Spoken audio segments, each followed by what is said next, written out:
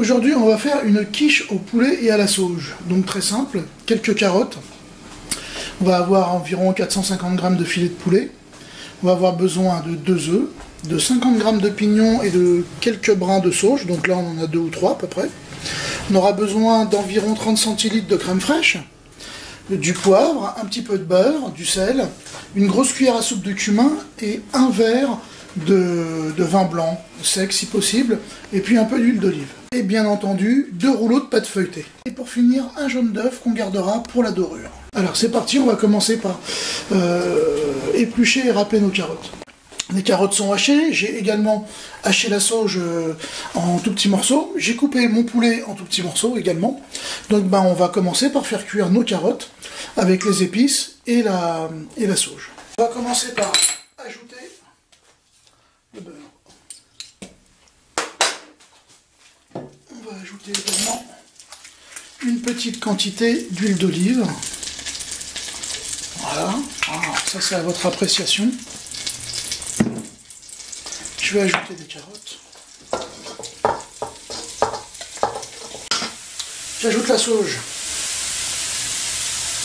Une épice qui va vraiment parfumer notre plat.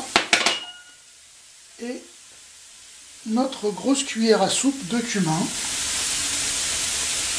Donc c'est quelque chose qui va quand même avoir pas mal de goût. On va ajouter un petit peu de poivre. Alors ça aussi c'est à volonté. C'est vous qui voyez, du sel,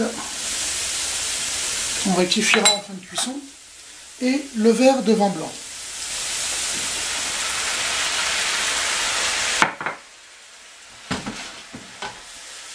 On va remuer, et on va laisser cuire ça à feu doux pendant environ 25 minutes. Alors, nos carottes sont toujours en train de cuire, la cuisson est quasiment terminée, donc je vais en profiter maintenant pour faire revenir mes petits pignons de pain.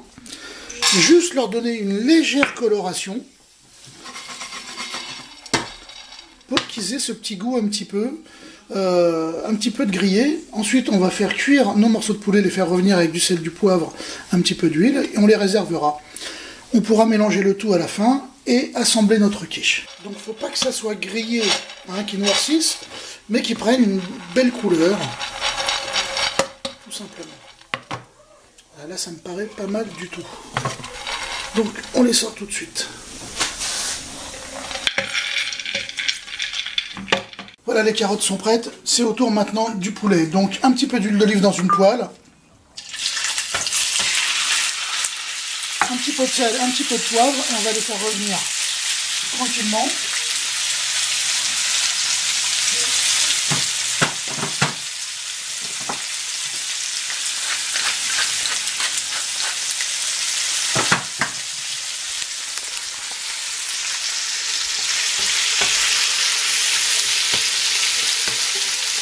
C'est une quiche, ça va passer au four, il ne faut pas faire trop cuire le poulet, il faut le laisser bien blanc, parce qu'il va quand même avoir une deuxième cuisson au four.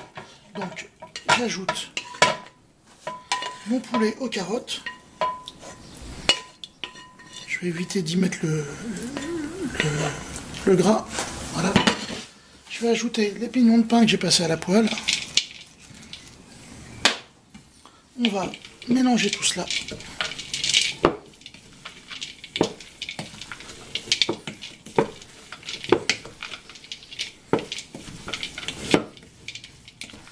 C'est pas mal.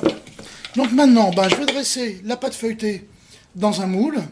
Je vais faire mon mélange avec les œufs et la crème fraîche.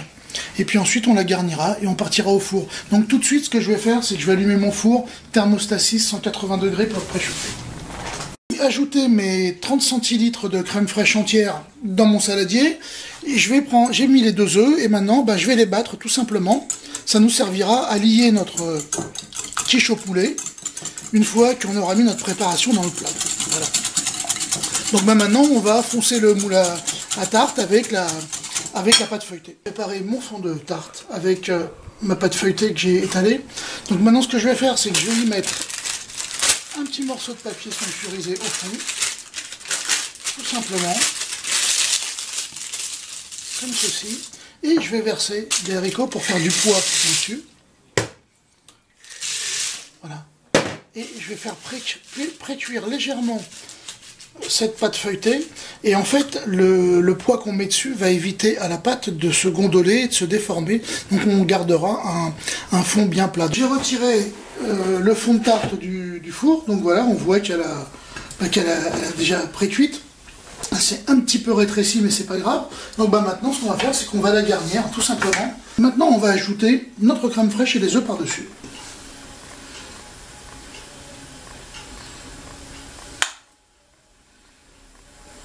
Avec notre deuxième rouleau de pâte, je vais découper des petites lamelles de pâte que je vais déposer par-dessus. Ce qu'on va faire, c'est qu'on va découper des bandelettes de pâte